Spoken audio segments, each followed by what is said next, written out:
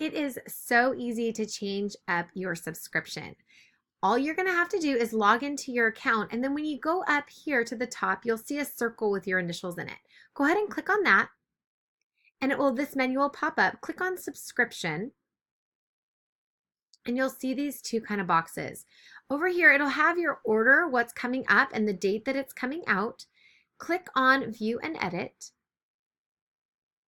Then from here, you can remove products, change quantities, or go down to this button at the bottom, add product to the subscription, and every single product will pop up. And you can just scroll through and add in what you need and take out what you don't. If you go over here to combos, it actually is a little bit cheaper if you add a combo in together to your subscription. Just click on that, hit add.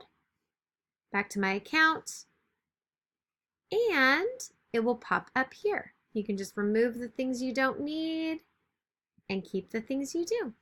And that is it. Super easy. Let me know if you have any questions. I hope you're having a great day.